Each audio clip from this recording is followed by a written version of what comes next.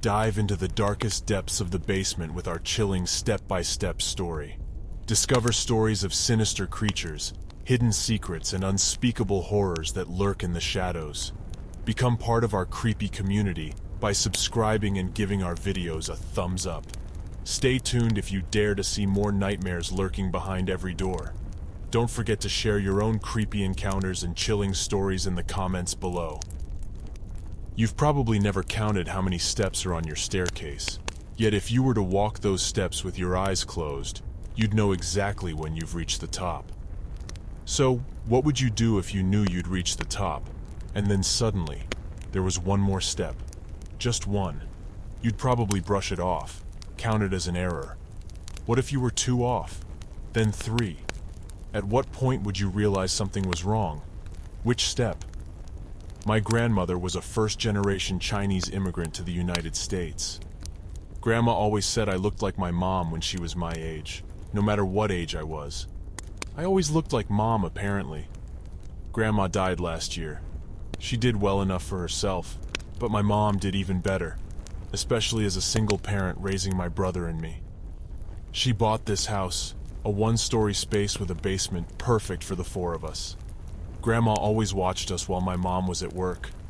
Grandma almost exclusively spoke Chinese. I was a bit of a brat. Once I realized that everyone at school only spoke English, I had little interest in keeping up my Mandarin. As a result, Grandma and I didn't always talk much, but I still remember her stories. Ye Xian, the Magic Lotus Lantern, Sun Wukong, and the Journey to the West. That one was particularly close to Grandma. I wondered if she ever wanted to return to China like the Monkey King.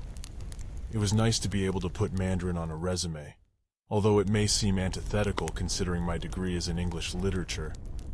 I was the first in my family to graduate college at the ripe old age of 22. Upon graduating, I wanted nothing more than a break, so I moved back in with my mom and my brother. But now it seemed my break was going to be longer than I intended. There was less to do with an English degree than I anticipated. I was sending my resume and credentials left and right. I guess nobody wanted a little Asian Shakespearean even frying their chicken. One night, I considered putting Smith as my last name on my resume, just as a little experiment. I was in the basement watching a movie while emailing job applications on my laptop. I sent in my last round of credentials and checked the time. 1:02 a.m. I closed my laptop, tossing it gently on the couch cushion next to me. I reached to grab my phone off the charger. Turning its face to me, I found it was dead. I had forgotten the charger downstairs was broken. No sweat, I thought. I'll just sleep in my room tonight and charge it there. I turned off the TV. It was pitch black. Of course, I had navigated this basement thousands of times. Like clockwork, I made my way around the couch, down the short hall, up the 4 stairs to the landing, then turned left to go up the stairs past the landing. It was claustrophobic on the stairs. A wall to the left and right, and a short ceiling above. The distance between the walls was only 2/3 of my wingspan. There was one wooden handrail on the right side. I placed my right hand along the smooth wood, and my left hand in my pocket with my phone that bounced with each step. As my hand glided against the rail, I angled it just the right way so that it would slide smoothly off the end of the railing. But to my surprise, the railing didn't end. This gave me pause. I stopped and looked over at the rail. It was too dark to see anything. Standing in place, I kept sliding my hand up, but the end wasn't within my reach. I swear I was sober. I wasn't on anything. I hadn't even ingested anything since dinner. So I figured I was just more tired than I realized. I kept walking up the stairs. After maybe 5 steps, I had to pause again, scanning the rail with my palm, but still no end. I started to go up the stairs at a faster pace. I heard my heels hit the wood under the carpet. I must have climbed the length of at least 2 of my staircases before I stopped again, catching my breath. Kneeling down on the step ahead, I waved my hands wildly in front of me, searching for the door at the top of the staircase, or the little strip of hardwood floor that slid under that door past the top step. As I looked up, I couldn't even see the outline of light that would have come from upstairs. Where was the moonlight? I pulled out my phone from my pocket. I tried to turn it on. I knew it was dead, but I also knew that the low battery icon would flash if I hit the power button. Once it flashed, I waved the light in front of me, but it barely shined on 3 inches of space ahead. It was no use. I shoved it back into my pocket. I must have been hallucinating. Turning around, I started heading back downstairs, my left hand on the rail, one foot after the other, calmly bouncing downstairs. I knew I'd arrive at the landing eventually.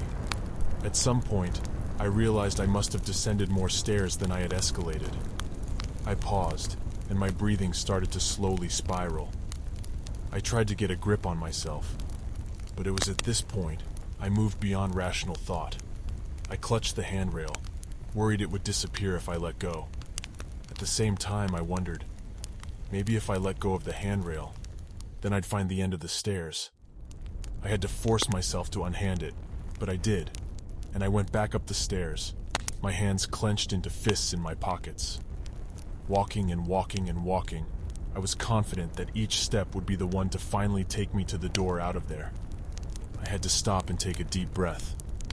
I turned and started jogging the other way. My calves were lightly burning. I figured if I was hallucinating this, I must have looked like a real idiot, running up and down the same 10 steps over and over. Eventually, I had to stop going down. It felt like I was hyperventilating. My knuckles must have been white in my pockets. A thought came to me. If I was close to the bottom of the stairs, then I could toss my phone in front of me. It would hit the wall at the landing. Surely the sound would wake me from this stupor. Taking my phone out of my pocket, my hand shook with nerves at my plan. I hit the power button so the low battery icon would flash again. Cocking my arm backward, I gave a swift toss. The screen was almost immediately enveloped in the darkness, and rather than hearing the phone bump into a wall, the sound rang rhythmically of the phone hitting step, then step, then step, then step, until that sound too evaporated into the darkness. It sounded like it was still falling by the time I couldn't hear it anymore. My eyes were wide open, yet I still couldn't see a thing. After standing frozen for what must have been a full minute, I sat on the step behind me and brought my knees to my chest. My mind ran rampant with what to do next. Sleep? There was no way I could with my heart beating this fast. Try to make a hole in the wall? If this was just a hallucination, Mom certainly would not be happy about that in the morning. Try falling down the stairs? Possibly. Before I was able to even keep thinking, I began hearing what sounded like whispers. Most of it I couldn't quite make out. I wondered if it was another language. I thought I made out some words. Trip. Fall. Weak. Useless. Suddenly, among the voices, I heard my name. May. I thought it was impossible for my heart to beat any faster, but I was wrong. I felt like it was about to beat up and out of my mouth. Some of the whispers sounded like laughs. Among the whispers came another voice, a very clear sentence in a language I understood too well. Why don't you try going up the stairs again? I stood up with a start and thought I heard something behind me. I turned quickly. For a moment, I thought I could see the figure of a man on a step above me. I nearly fell backward, but the outline disappeared almost as soon as I saw it. My mind must have been playing tricks on me in the dark.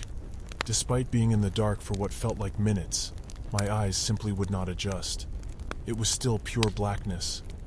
I reached out and the railing was still there, but that provided minimal comfort. I used my other hand to swipe in front of me, just to be sure there truly wasn't anything there.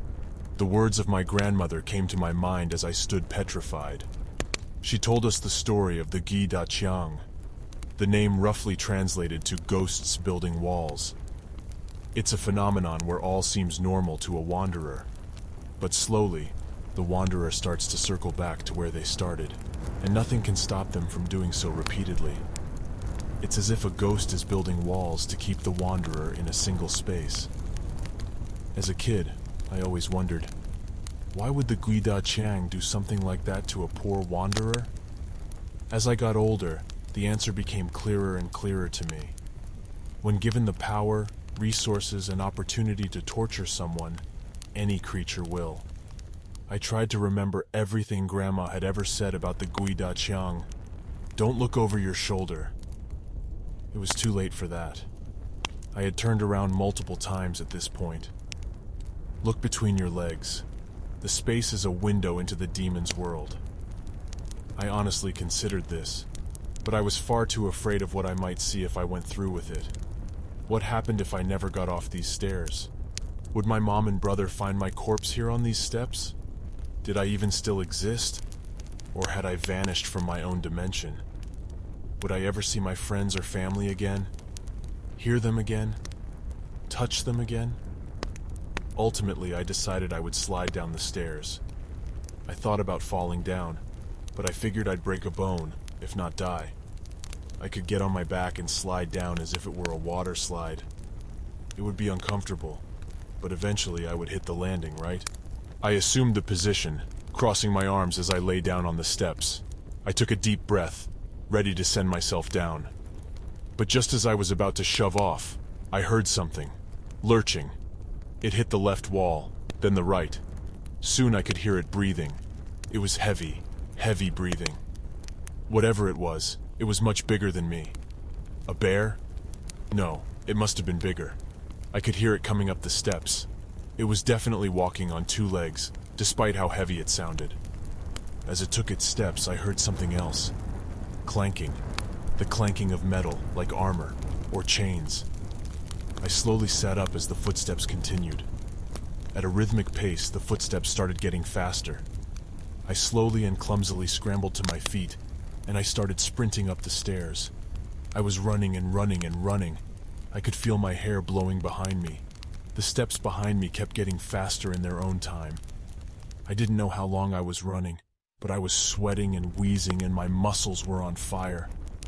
Eventually, I started scrambling on all fours up the stairs like some kind of ape. I collapsed on the steps. I clutched the carpeted stairs between my fingers as I sobbed, not ready to face the hands and teeth of whatever was pursuing me. In an instant, past the sobs, I heard the words in a whisper. Inside out. And I remembered my grandmother's words. When trapped by a Guidaqiang, you turn your clothes inside out.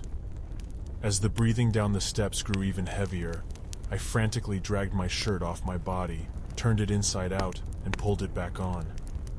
I closed my eyes tightly. The footsteps sounded like cannon fire before stopping right next to me, and the creature's breath glossed over my cheek. Through my eyelids, black turned to red. The breathing on my face disappeared. My own breathing was normal again. The cheeks that were a moment ago tear-stained were now dry. My muscles felt relaxed. There was no trace of sweat on my forehead. I opened my eyes slowly. I saw the banister on the wall across from the one I leaned against. I looked up and to my left. There my brother stood at the open door atop the stairs, hand on the light switch, groggily asking, "Are you okay?"